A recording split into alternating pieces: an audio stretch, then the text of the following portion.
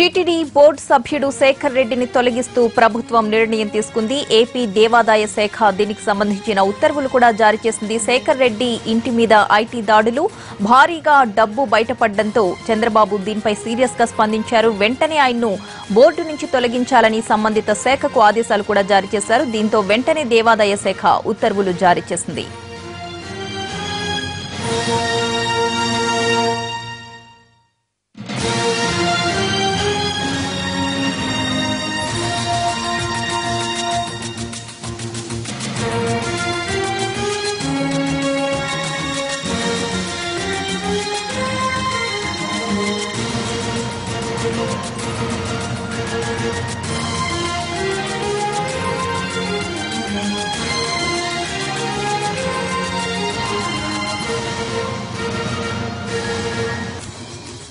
అనుచరుల ఇళ్లపై జరిపిన దాడుల్లో భారీగా నగదు, బంగారం పట్టుబడ్డంతో చంద్రబాబు దేవాదాయ శాఖకు ఆదేశాలు జారీ చేయడం జరిగింది. ఆయన్ను దేవాదాయ శాఖ నుంచి తొలగించాల్సిందిగా ఉత్తర్వులు కూడా జారీ అయ్యాయి.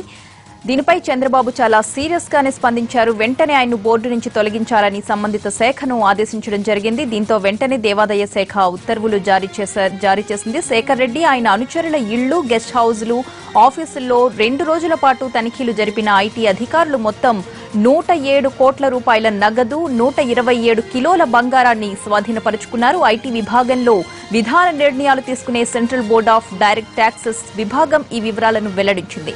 శేఖర్ రెడ్డికి చెందిన ఒక బంగళాలో ఎవరూ లేకపోవడంతో దానికి సీల్ కూడా వేశారు అధికారులు. మరో 2 రోజుల్లో శేఖర్ రెడ్డి కుటుంబీకులను తీసుకువెళ్లి అక్కడ కూడా తనిఖీ చేస్తామని ఐటీ వర్గాలు తెలియజేశాయి.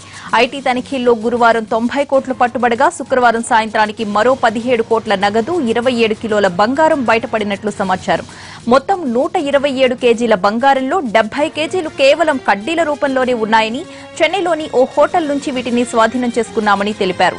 మొత్తం 107 కోట్ల నగదులో ఏకంగా 70 కోట్లు కొత్త 2000 రూపాయల నోట్లే ఉన్నట్లు చెబుతున్నారు అధికారులు.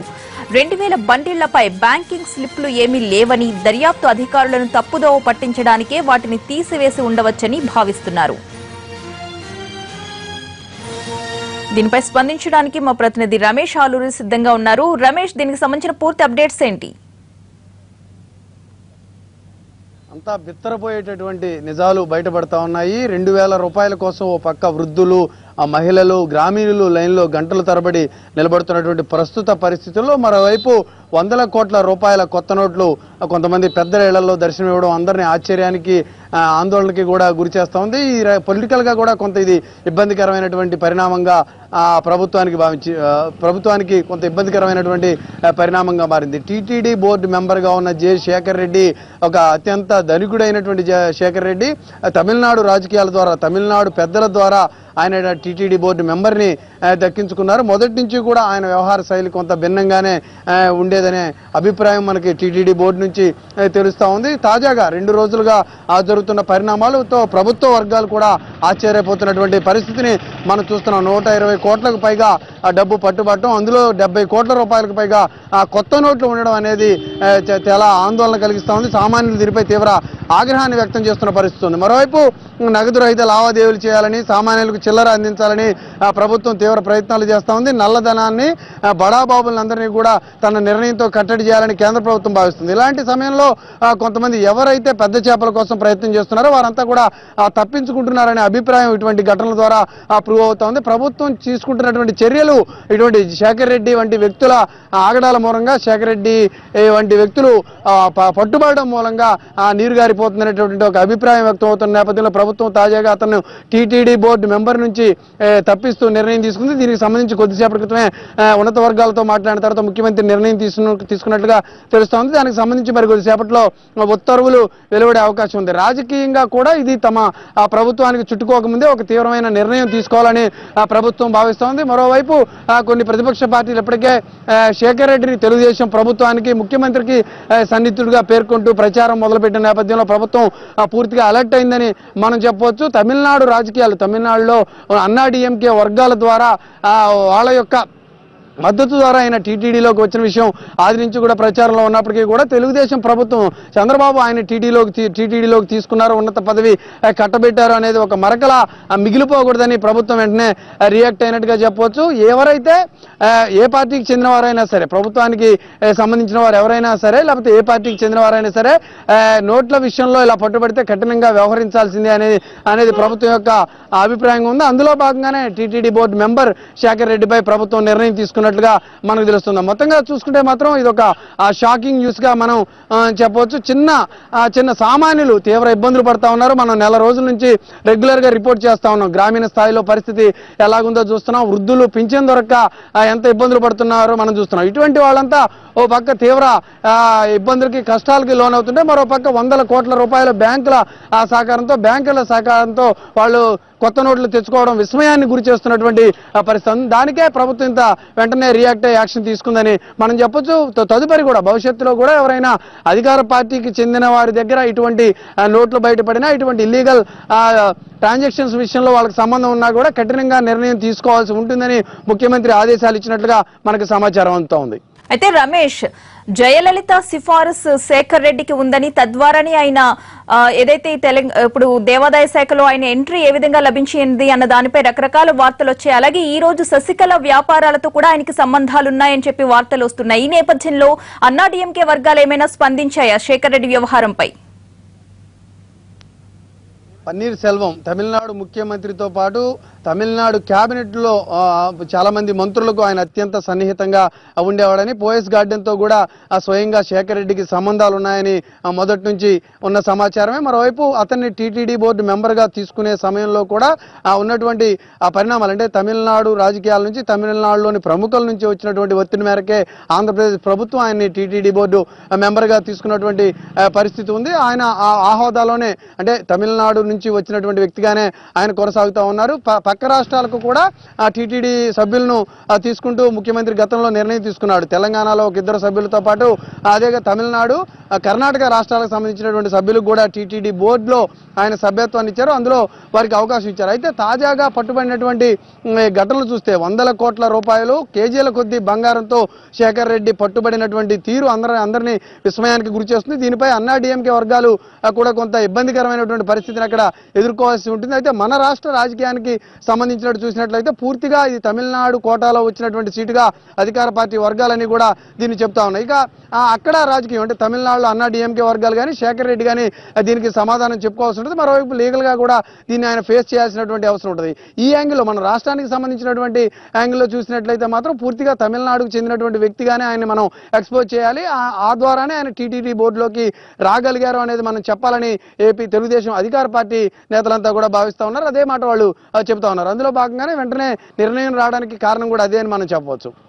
అయితే రమేష్, ఐటీ శేఖర్ రెడ్డి అనుచరుల ఇళ్లు, గెస్ట్ హౌస్ల, ఆఫీసుల్లో కూడా తనిఖీలు చేస్తూ ఉంది. ఇంకా మరింత మంది ఆయనకి సన్నిహితులు ఎవరైతే ఉన్నారో వాళ్ళందరి ఇళ్లు కూడా సోదాలు చేస్తామని చెప్తుంది. ఈ నేపథ్యంలో పోయస్ గార్డెన్ పై ఐటీ దృష్టి పడే అవకాశాలు ఎంతవరకు ఉన్నాయి? ఆ స్థాయి సాహసం ఐటీ అధికారులు చేస్తారా లేదా అనేది మనం కొంచెం ఆలోచించాలి. నేరుగా ఒక ముఖ్యమంత్రి స్థాయి వ్యక్తులు ఉండేటటువంటి ఇళ్లపై ఐటీ రైడ్స్ జరుగుతాయా?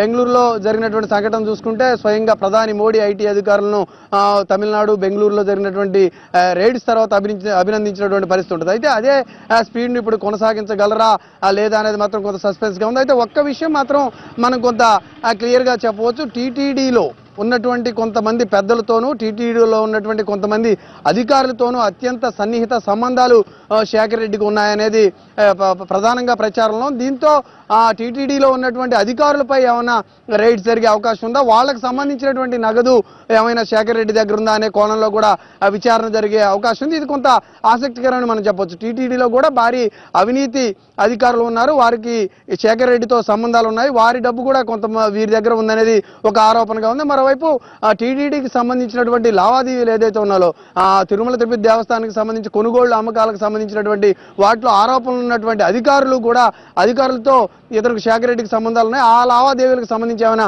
డబ్బు బయటపడే అవకాశం ఉందా, వీటన్నిటిని వాళ్ళు ఎలా అడ్రస్ చేస్తారో, ఐటీ అధికారులు ఇలా టీటీడీ పెద్దలపై కూడా దృష్టి సారించే అవకాశం ఉందా లేదా అనేది ఇప్పుడు కొంత ఆసక్తిగా మారింది. ప్రస్తుతం ప్రభుత్వం తీసుకున్న నిర్ణయం ప్రకారం అయితే దీనికి సంబంధించినటువంటి డొంకనంతా కూడా ఐటీ అధికారులు కదిలించబోతున్నారని మనకు తెలుస్తా ఉంది. Right, thank you Ramesh.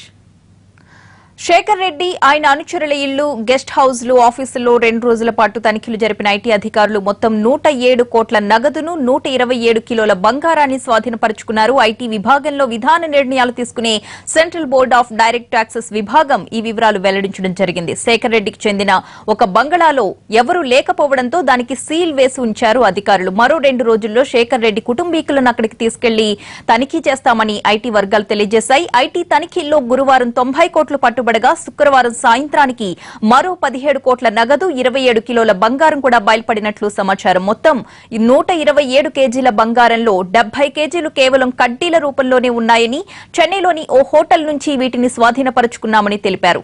మొత్తం 107 కోట్ల రూపాయల నగదులో ఏకంగా 70 కోట్లు కొత్త 2000 రూపాయల నోట్లే ఉన్నట్లుగా చెబుతున్నారు అధికారులు. 2000 బండిళ్లపై మాత్రం బ్యాంకింగ్ స్లిప్స్ లాంటివి ఏమీ లేవని, దర్యాప్తు అధికారులను తప్పుదోవ పట్టించడానికే వాటిని తీసివేసి ఉండవచ్చని భావిస్తున్నారు.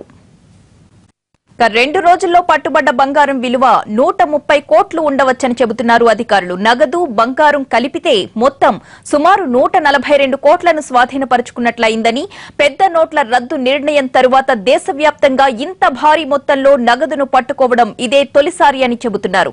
ఈ నగదును, బంగారాన్ని అట్టపెట్టెల్లో పెట్టిన అధికారులు అక్కడి నుంచి ఐటీ కార్యాలయానికి తరలించారు. శేఖర్ రెడ్డి కుటుంబానికి చెందిన మొత్తం 34 బ్యాంక్ లాకర్లకు అధికారులు సీల్ చేశారు. వీటిని ఇంకా పరిశీలించాల్సి ఉంది. ఈ ఆస్తులన్నీ తమవేనని శేఖర్ రెడ్డి చెబుతున్నా వాటికి సంబంధించి ఎటువంటి లెక్కలు లేవని ఐటీ శాఖ నిర్ధారించింది. డాక్యుమెంట్స్, సాక్ష్యాధారాలు పూర్తి స్థాయిలో పరిశీలించిన మేరకే మరిన్ని వివరాలు వెలుగు చూసే అవకాశాలున్నాయని చెబుతున్నారు అధికారులు. మరోవైపు నోట్ల రద్దు ప్రకటన తరువాత మొదటిసారిగా పెద్ద మొత్తంలో నగదు, బంగారం పట్టుబడిన ఈ కేసును ఐటీ శాఖ సిబిఐకి సిఫార్సు చేసినట్లు తెలుస్తోంది.